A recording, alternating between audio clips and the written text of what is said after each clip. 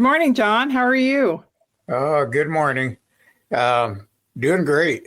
Uh, just, just so you know, I was up late last night, and we had UFOs flying along the horizon, and we had very interesting. We'll talk about it in a little bit, but today we've got a broadcast with our friend Laura and Bill coming on, and we're gonna we're gonna be talking about a few things today.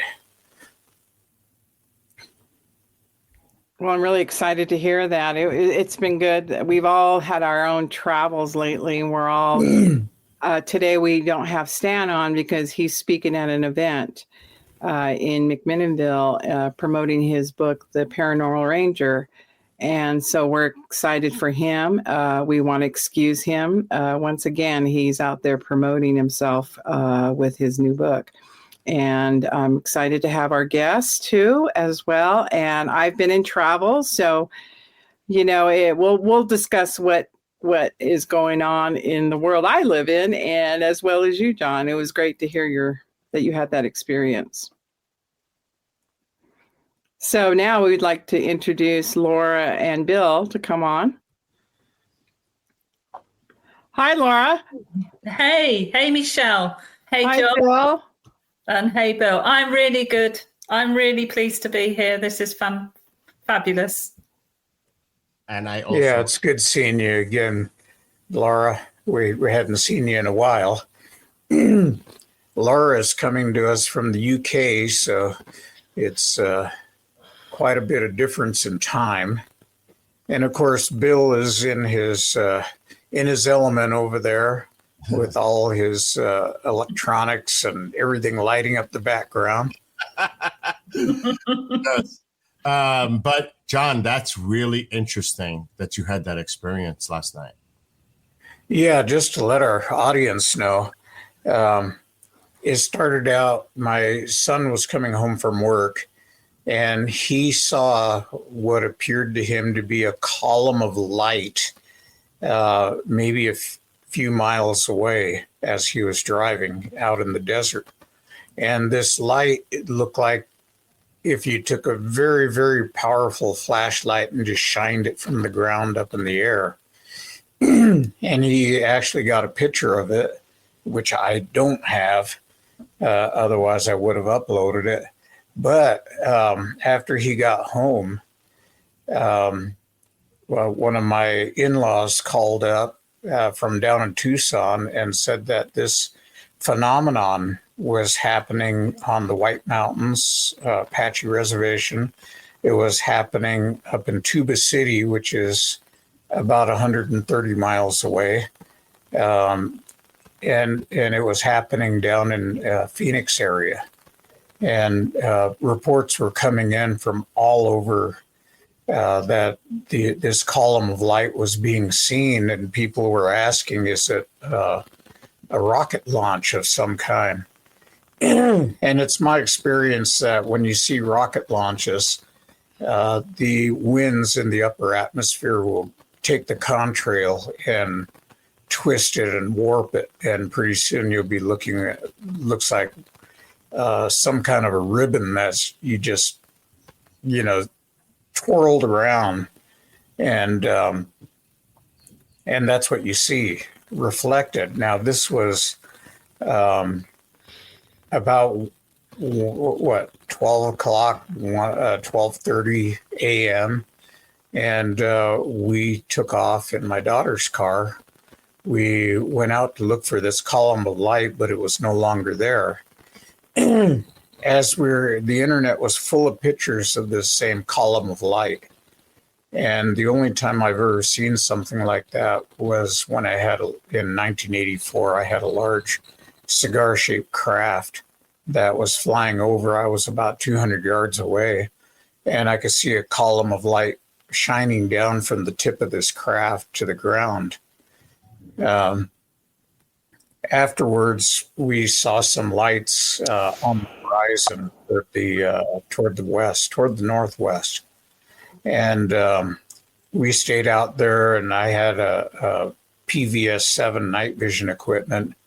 and you could see as many as 8 dots that were crawling across the sky. Some of them would fluoresce and get brighter, and then they'd fade out again. And they were flying from the southwest toward the northeast, and we watched them for about an hour. Wow. We just kept seeing more and more. My daughter took the night vision. She had her phone on there, and hopefully later on we'll get some of that footage on the program. But it's not available at this time. Mm-hmm. But I, on my phone, she did transfer it to me. Now, John, I pulled a photo off the net. This has nothing to do with what you seen last night, but I'm curious if this is something similar in its appearance. Yes. Yeah, that's what they saw. Wow. Wow. Wow. You know, John, we experienced that on Skinwalker Ranch.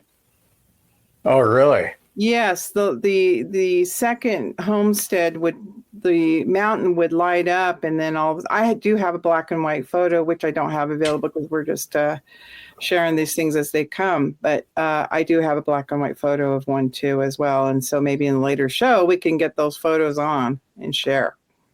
Yeah. Yeah, very, very interesting things going on. Like I said, we watched it for quite a while. I do have some video, but we're going to have to get it uploaded so everybody can see it. So that'll probably be a future episode here. But I've got about maybe 4 video segments of these lights in a night vision scope. So everything looks kind of green and a little bit fuzzy, but it's there. Oh, that's going to be really interesting when you come out with that and upload that. Yeah, I'd love to see that. That would be fun. Yeah. You know, it's really interesting as we see this phenomena, UFOs, UAPs is what they're now being referred to. We're finding that more and more people are having them lately and having different experiences with phenomena. And I think I've told this story before. When I was in southern Utah, I was down there for business, and one of my coworkers was, kidding around, and we were walking down the Bird Trail. It's down in Escalante area, and just kept saying, it would be cool if a UFO showed up, because they had an experience as a young boy, and I was like, you shouldn't say that. Keep saying that, and he kept saying it over, just teasing, making fun, and trying to, kind of get my feathers up. And there were like 3 or 4 of us. And as we were walking back to our units, guess what shows up? A UFO with a light that shone down right on us. And it did not feel good. And I ran like the Dickens. I'm sorry, every man for themselves. And that's not my personality. I'm a person and leave no man behind, but I left them behind. They always say that when you're running, you only have to be faster than the slowest person in the group. That's right. Oh my gosh.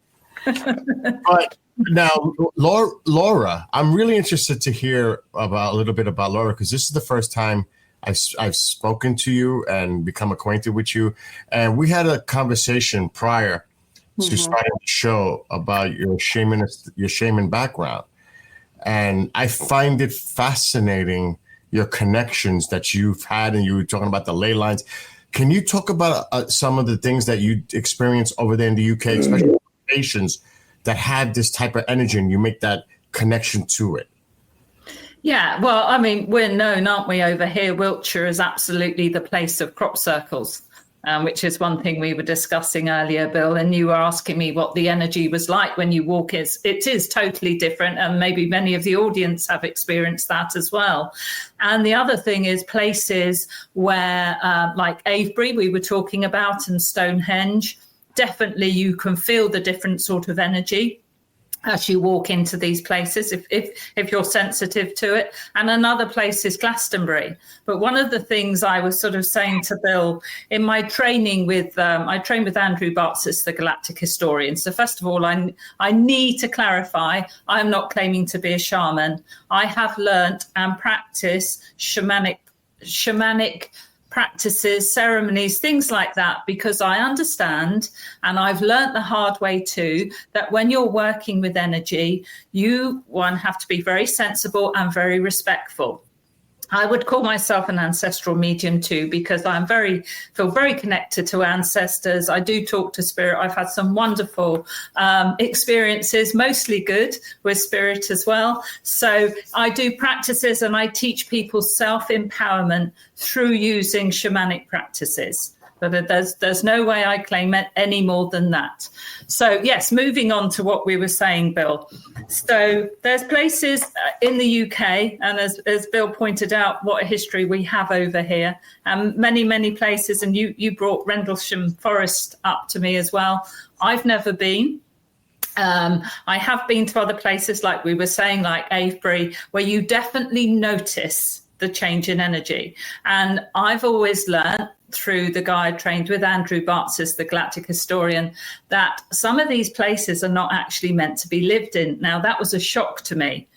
So places like Avebury are meant to be visited and meant to be pilgrimages, because the energy is quite intense when you get there. So it can send you a bit ungrounded. Not saying doolally. I wouldn't like to accuse anybody in Avebury of being doolally, but it can put a lot of pressure on your whole system. So I've spent a day in Avebury, but people do live there. People conduct businesses there and so on. The same as Glastonbury. My understanding was it's a place to visit, but not a place to stay, because you do get a real mix of energies. Now, I wouldn't like to live in any of these places because, probably like you guys here, I'm reasonably sensitive to energy, and I want to keep my energy field as sort of as a raised frequency as possible. And I think that, it's great. Visit these places and you can have some phenomenal experiences there too. Bill asked about meditating in these places, which I have done. I have meditated in these places, but we also said, you can meditate anywhere that you can connect to your ancestors, get the protection that you need, know how to invoke what you need to get your protection and to keep yourself in a safe place. Because one thing I think I always appreciate Jonathan saying, and I think this is very important, is you've got to be respectful of the unseen world that you're dealing with. Absolutely. You can't, we talk about coming in equal exchange, non-competition, non-hierarchical order. We talk about arriving on an equal footing with them, but it's a footing of respect. And I'm not talking about whether it's dark or light energy or any of that. I'm just talking about an unseen world, because in the way I think of it, if I'm walking onto new land, I will always make an offering to the ancestors there, things like that. And it's a respect that's been lost and is not practiced anymore. And then people wonder why they move into a house, for example, and they just don't gel with the energies there. They don't understand why things go wrong. Whereas making a simple offering, maybe on the land, would make all that difference to get the ancestors on your side. So, go on. The reason I bring this up, because with Michelle, Jonathan, and Stanley, being on the reservations, a lot of this is sacred land, where it's been ceremonial, burial, whatever it is. And they can speak more about this because they obviously know a lot more than I do. But is there a correlation that possibly what's going on in the UK, like a Stonehenge location, also has that sacred ceremonial ancestry history there, like the indigenous population has here? Absolutely, there is. And that is to be respected anywhere, Avebury or so on, that is to be respected, that is there. And if you're going to entangle with those energies, again, you want to go in respectfully. So many, whatever you believe these places were, you're right, Bill. There is a degree of sacredness about these places that has to be recognized. Because otherwise, I think you do get kickback from the unseen world. And I've certainly got kickback from the unseen world. I've tried to go into, we have a local town called Arundel.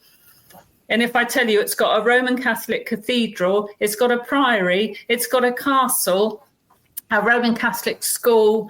Everything is on this hilltop, and it's also an 8-way energy node crossover.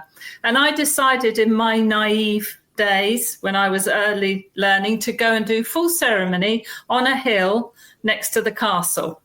So I did my wonderful ceremony, and I planted a crystal, and I called in the directions, and I did get protection. But as I walked away, I tripped and fell very badly and really injured my leg.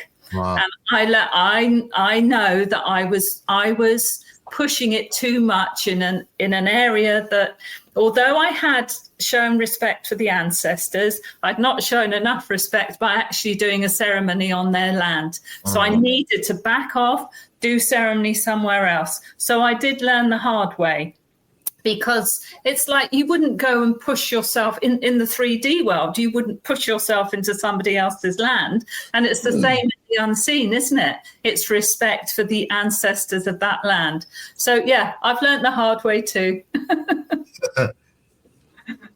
You know, Laura, your ancient ancestors, especially in Stonehenge, were the Druids, and they were a very solstice people. They believed in the solstice, the calendar. They did their own ceremonies as well. Do you feel like the Druids were, like, do you recognize them being your part of your ancestry, or were they just a group that lived within that civilization at that time? Oh, no, absolutely, because I'm in the UK. Yes, I do. And I've studied some Druidry, and I've looked at paganism, and I feel very connected when I go to these places. And I love to visit them. And yes, there's probably some of their take on things that I have taken on. But I think because I trained with Andrew and he was trained by Native Americans, I picked up and learnt what he taught me as a shaman. So I learnt very much the Native American way. And then I have another take on it, that for me, our soul might have had hundreds and hundreds of lives. And I feel maybe I've had a Native American past as well. So although my DNA is, UK and wherever else it's from, because I've had many, many dreams of being a Native American, I'm not claiming to be one. I just feel a strong tie. And, that's another interesting connection, isn't it? The journey of a soul.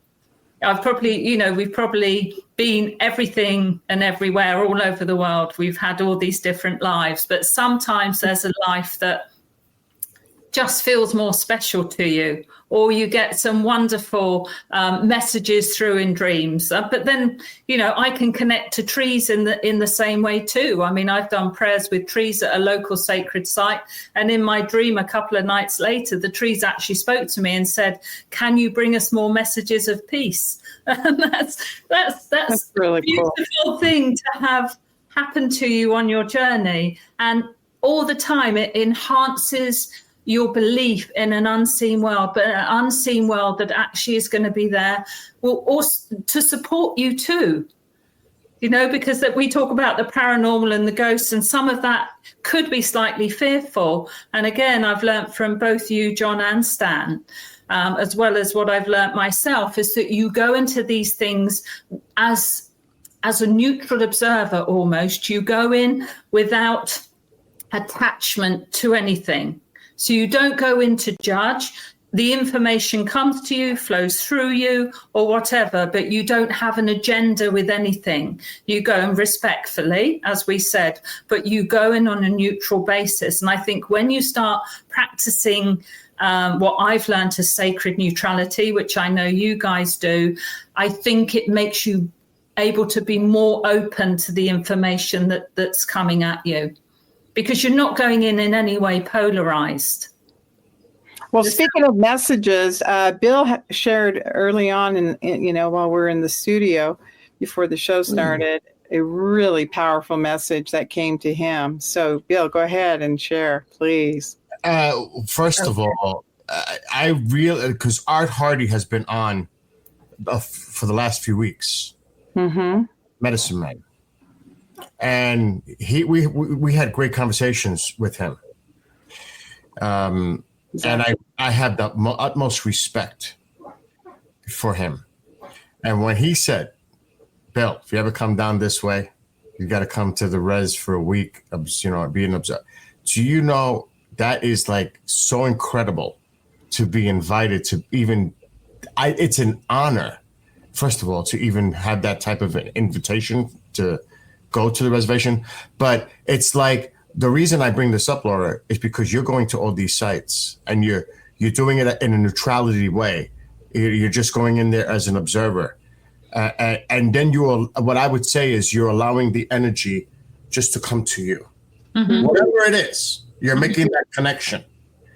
And I've had, as what Michelle referred to, I had an experience in this clip, and it happens to me often, where I can go somewhere and I get a vibe, a feeling, whether good or bad, but mostly it's good.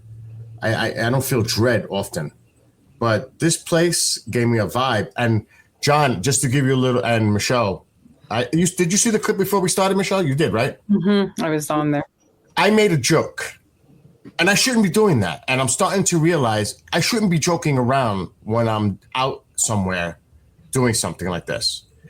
But John, I made a joke about Blair Witch. Like, I feel like it's Blair Witch, and you got to see what happens right after. So let me play the clip, and then you guys can tell me your feedback. We got something close to us. There's control, and it's very close to us over here. It always comes from the right, always. Heidi, reach in the back of my backpack zipper and get those off. Which zipper? No, not the main, the back one. Okay. Oh, right. And get what? The off spray. Yeah, this Mozzie. Because we're in the woods. We're in the woods now. We got to spray this poison ivy too. And all right, I'm going to put my camera down a second. When something happens, it's almost like Blair Witch.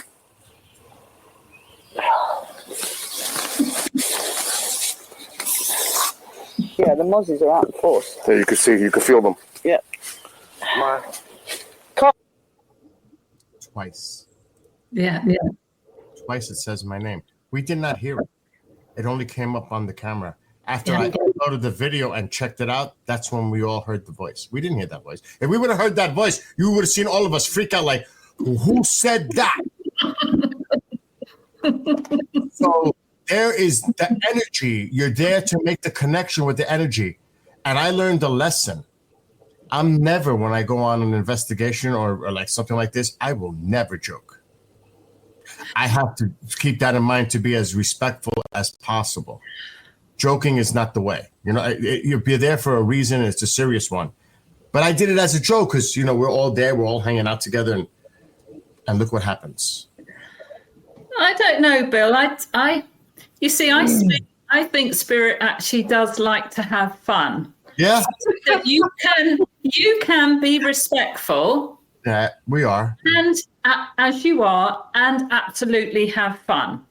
So I'll tell you how spirit talks to me. I don't get white feathers. I get things. So spirit knows it's with me and so on. I was washing my windows at home one day, and I couldn't find. We call them a scraper. So you go down, you pull. Yeah, you've seen the scrapers that you have the water down. Yeah, squeegee. I could not squidgy. Yeah, I couldn't find it anywhere. I thought, right, I've had enough. I'm going down the cafe for a coffee.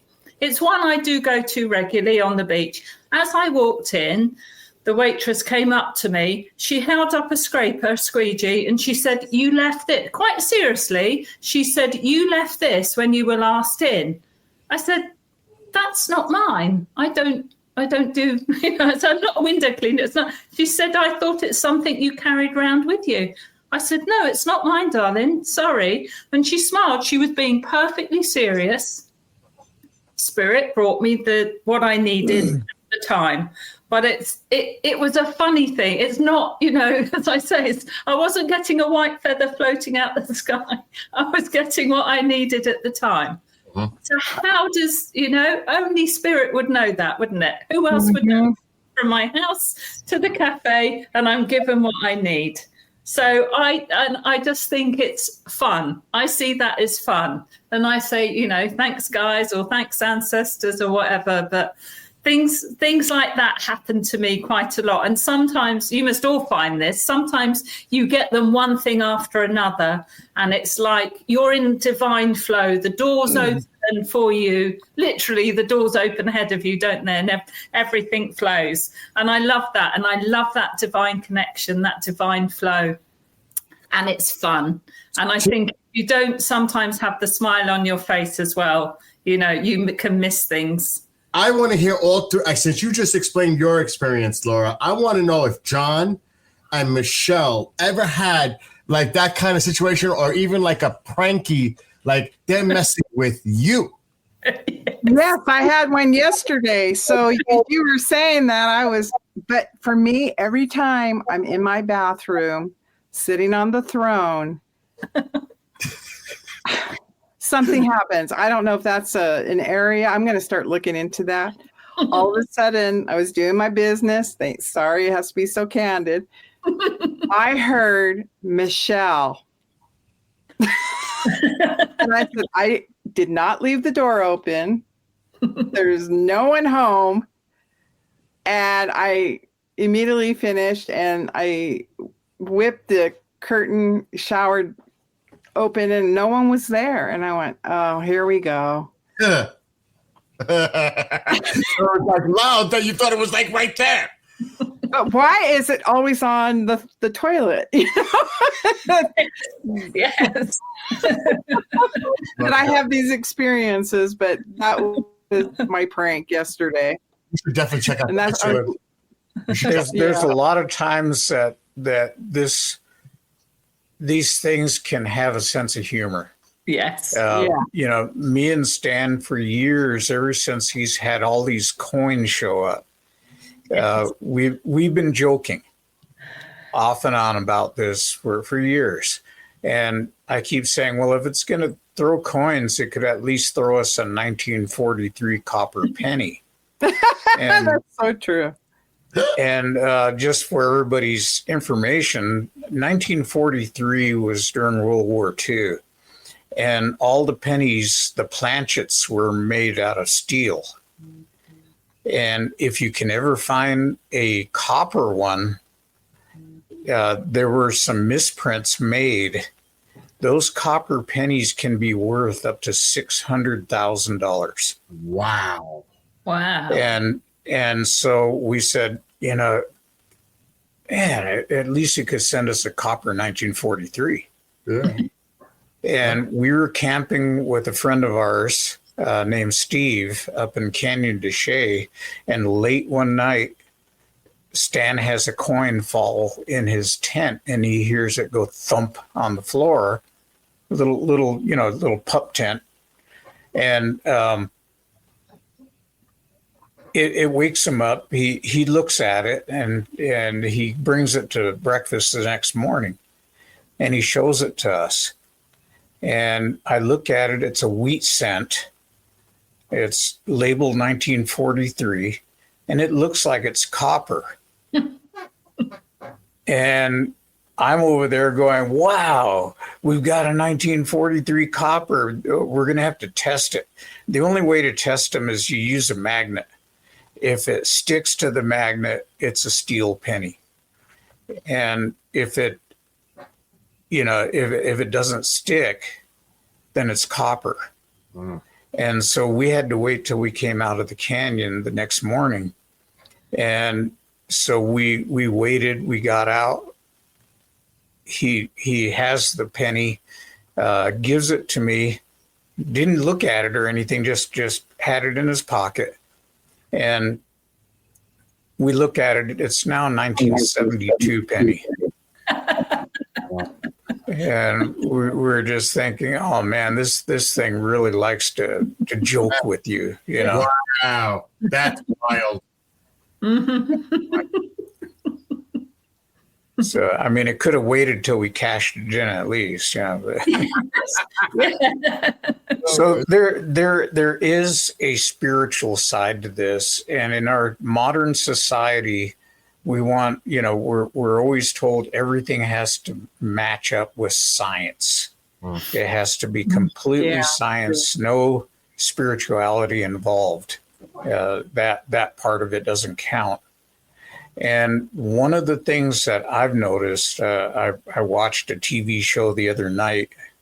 We won't say who it was, but the main emphasis was try to scare people, to create that emotion of fear. And so everything was designed. If you turned off the sound, a lot of it was just the music in the background that was making everything, you know, sound otherworldly. And it heightens all that. And what I've known for years and years, one of the axioms that I live by is, can you look at a situation without naming it? Naming it, making it a word, causes fear. And so you go into these things and you don't name what you're looking at. You react to it. You take care of business. You go to an accident scene, and I've been on many, you know, probably over 1,000 accident scenes. And you have people literally with traumatic amputations or you know, wounds on their bodies, things like that, bones sticking out. And if you look at it and you initially, a lot of people will freeze because they're putting words to that situation, and then suddenly they can't function because of the shock. And I can remember some of the first accidents that I went to, seeing dead bodies, and the best way I could describe it was that it felt like my brain jumped inside my head. It was just that traumatic. Suddenly you saw something and it just stuck with you. And later on, you realize that if you've got injured people that need your help and you freeze up, you're no good to them. So you had to kind of suppress that and not name it, just get to the scene and grab your gear and do what you needed to do. And as I went along, I found out that I needed more training. So I put myself through EMT training for about a whole month straight and got licensed. And I was able to save a lot of lives by working on people. Doing that out in the middle of nowhere, in the rocks and the cactus and, you know, in the forest, and just taking care of them until an ambulance got there. So, and a lot of times that would take more than an hour.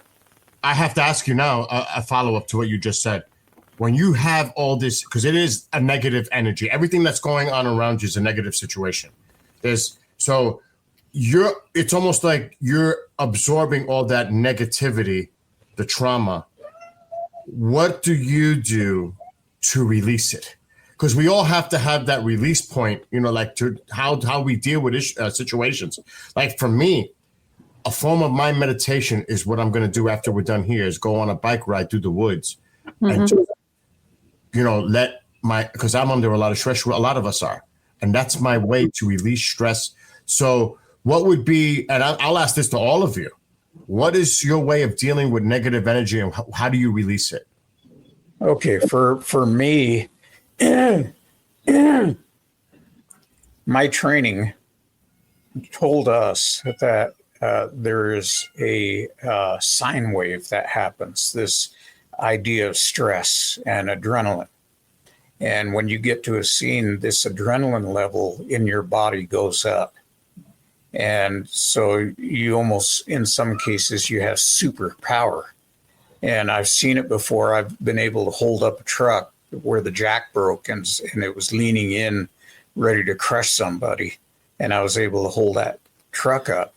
Messed up my back, but for just a few seconds for that guy to get out of there. Now, what happens afterwards is if you don't deal with the physical side of that, that stress, that adrenaline can create lactic acid in your body. Mm-hmm. And lactic acid is not good because it builds up and it causes muscle tightness, it causes cramps, it causes a whole range of negative physical symptoms. Now, when I'd go on a hot call afterwards, I might be on the side of the road parked out in the middle of nowhere doing jumping jacks. Just something physical to get that lactic acid out of my body. Now, when I get home, there's a spiritual side again, where I would smudge and pray for protection of what I've seen and pray for the people that I worked on. And yeah, there were fatalities and things like that. But you do the best you can. And to this day, I still have people coming up to me and saying, "Do you remember me?" And I tell them, "No, I really don't." And they tell me, "There was an accident at this location and you saved my life." Wow. Or a car fell on me and I was pinned under there and you came and jacked it up and got me to the hospital. So things like that happen all the time. And like I said, there is a spiritual side that I'm aware of. And we grew up with this being Native Americans, that there's always a connection to spirituality and you can't ignore it. Correct. I'll go next. It's really interesting. John says we are Native and we are very connected to the land. And I like the fact that, Bill, you go on bike rides. I used to do that in my younger days, and I was a cyclist as well. This particular time, I was in a country that's ecologically balanced, the agriculture, the keeping everything in balance. And for the first time, I had an experience where we're so busy. You and I have spoken about that earlier on with Laura. I'm constantly traveling for my work. And so in this instance, I was able to get out into the jungle. I mean, it was a real jungle. I was dealing with jaguars, tapirs. I mean, the whole kit and caboodle. But this is virtually untouched land. And my most favorite part of this trip was sitting in natural springs over the rocks. And I felt like I had Mother Nature giving me a water massage. That took all the stress away from my everyday life. And I sat there and I thought, this is how the indigenous people did it.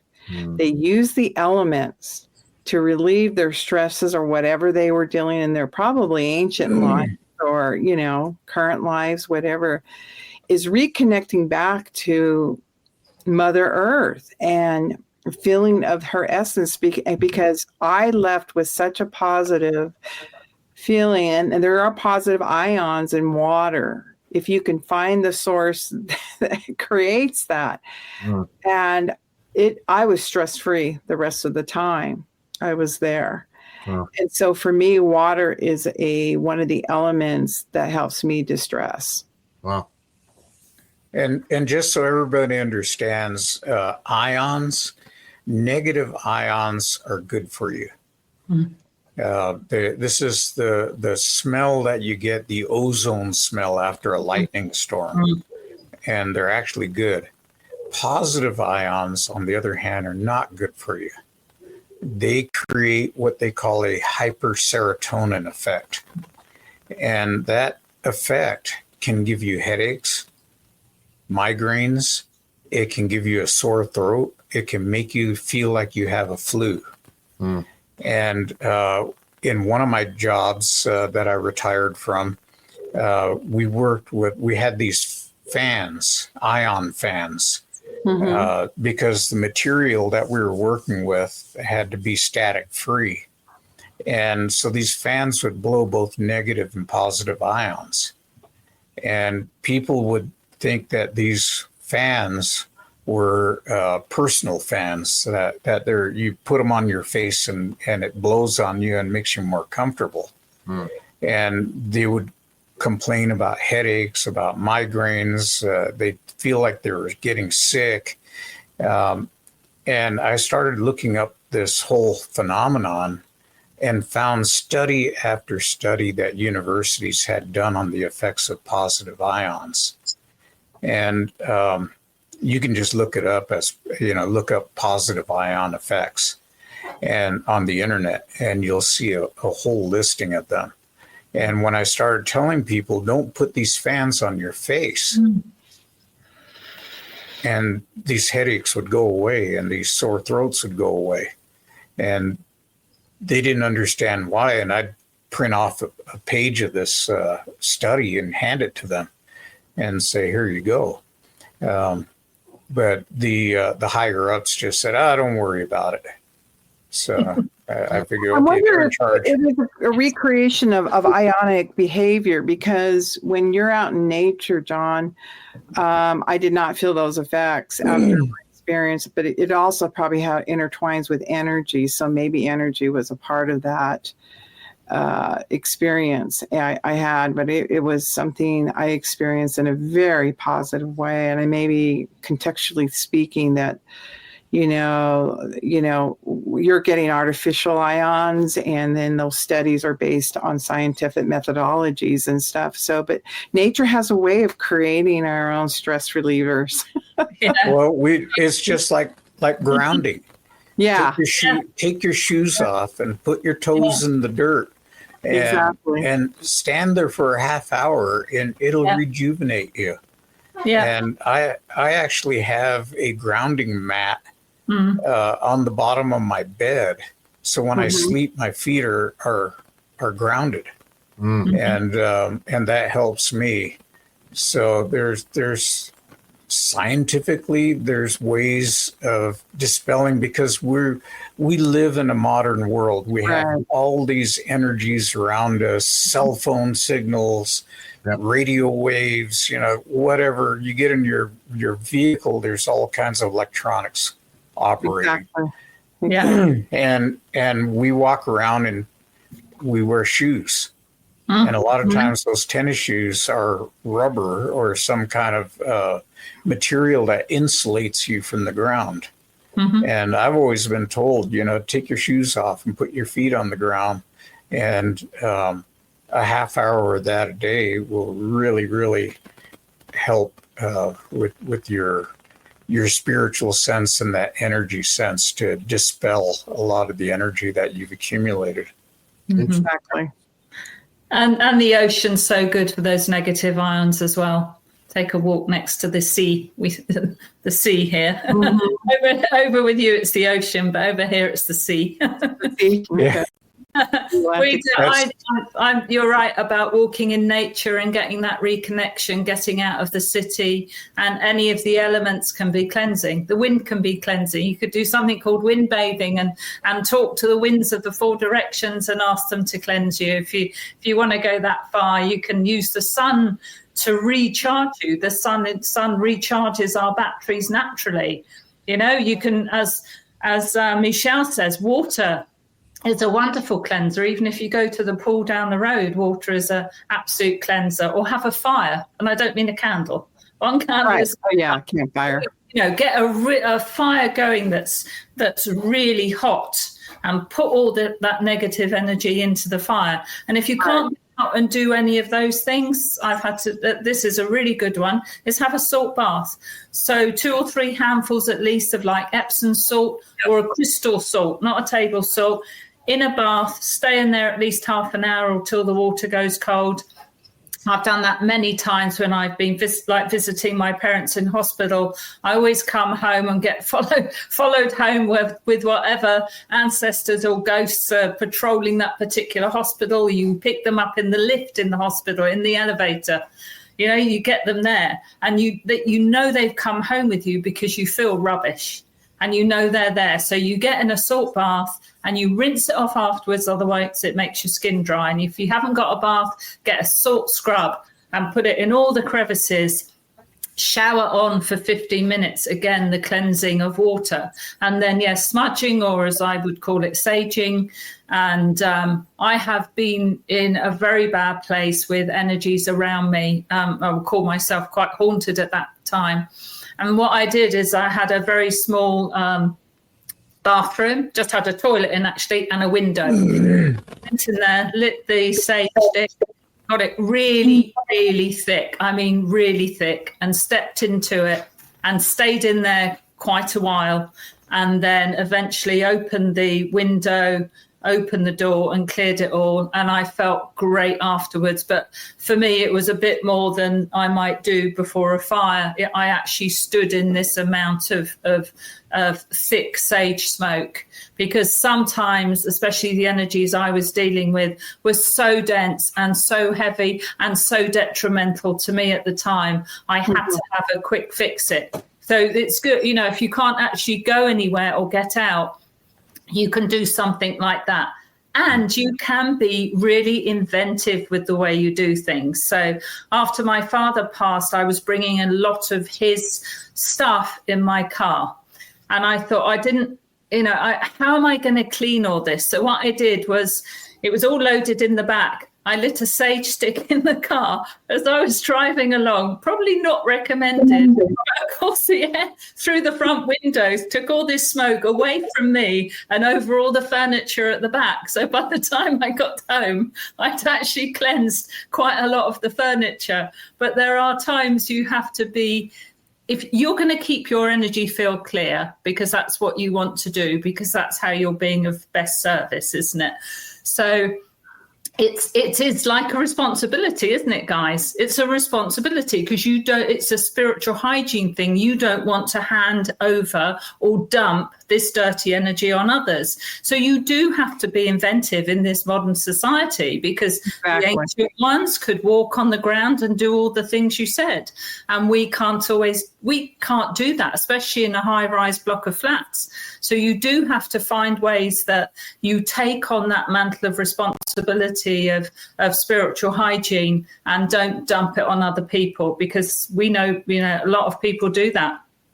And that's in unawareness. It's not a blame. That's just in unawareness. They're not aware of their own energy field. They're not aware of what they're picking up, and they're not aware of how to cleanse it.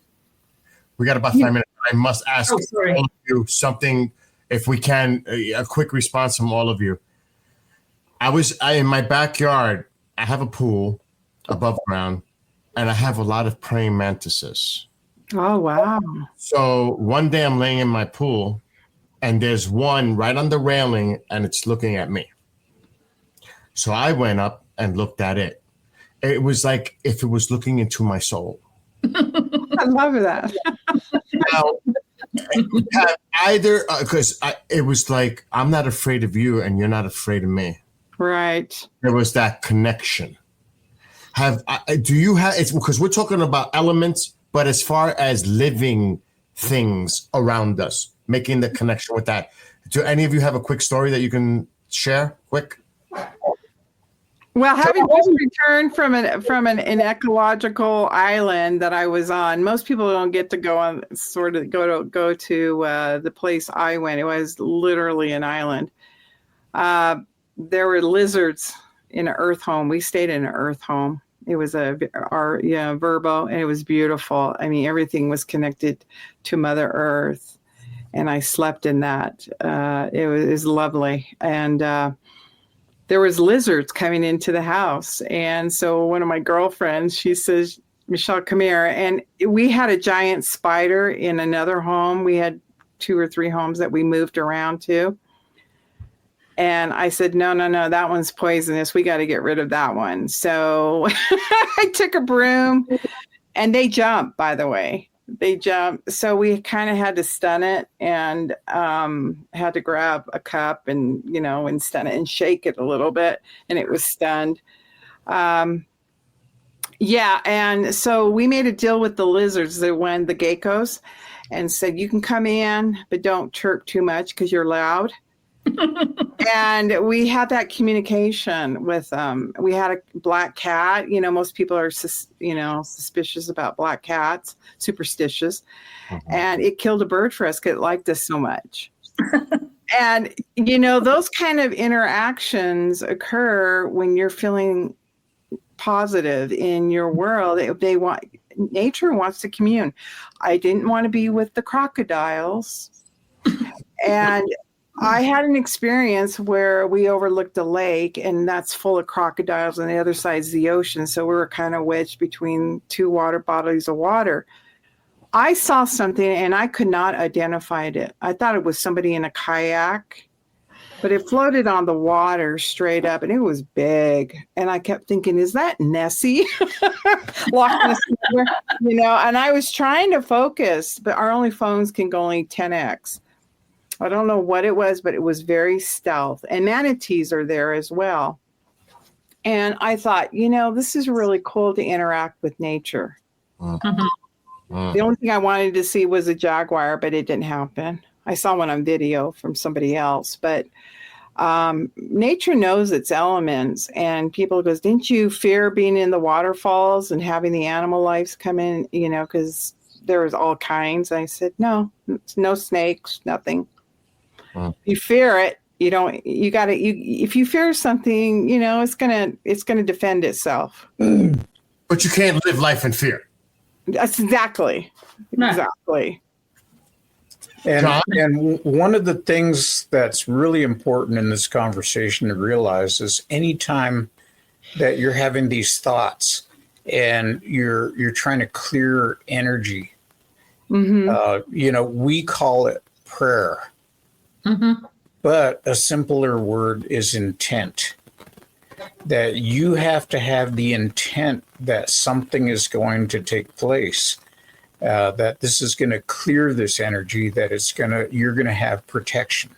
Exactly. And if you don't have the intent, then you're just going through the motions of having this smoke come out and having the smoke go over you. But there's nothing attached to that, no spiritual side. And when you see these TV shows, the thing that occurred to me is that they are trying to elicit a fear response in people. Yeah. They're trying to make you scared. Oh, yeah. And it's provoking. And if you go into a situation and you try to provoke things, you're going to get a negative energy response. Agreed. 100%. I agree, John. Yeah, and you go in with that heart space as well, which is something, again, modern society's got disconnected from the heart. And all us guys here teach about having that absolute sacred connection with your heart-spaced awareness, because your heart knows. And when you use your heart mind for things, not just your mind, and you bring that in, and then you've got that unconditional love, which is attached to everything you do. Even when you're clearing energy, you can use unconditional love. I mean, it's not always enough, but if it's part of it, and that's how you operate, that has that inbuilt intention within it that you're carrying. When you connect your heart, it has that inbuilt connection of unconditional love to go with what you're doing. Yeah, we swam with the sharks. Oh, God. In a barracuda. Yeah, it was really cool. Well, we're out of time. But That was fun. I can't believe it's so fast. We got to do this again. But thank you, Michelle and John, for having me on with you. And Laura, it was awesome meeting you and getting to know you more and before we were on the air. Yes, it was. Thank you. That was such an awesome show. It was such fun. Thank you so much, all you guys. It's been wonderful. Michelle, what do we got coming up after this? Well, John and I are going to be heading to Toronto, Canada, along with Stan. We're going to be doing some investigation and be a part of the speaker conference called Bigfoot. He Will Heal You conference 2025. This is Judy Sackene is going to be on our next show this upcoming Wednesday, and and that's what's happening. And we wish the best for Stan where he's at today. Yes. Yeah, I love Thank you, Stan. Laura, for coming on. We're going to have you on some more. Loved it. It's great fun. It's always great. Bill, thank you for being on. And John, as always, Yeah. it's And thank you for all our audience for tuning in. And Yes. we just appreciate the heck out of you. absolutely. Yeah, we do. Thank you so much.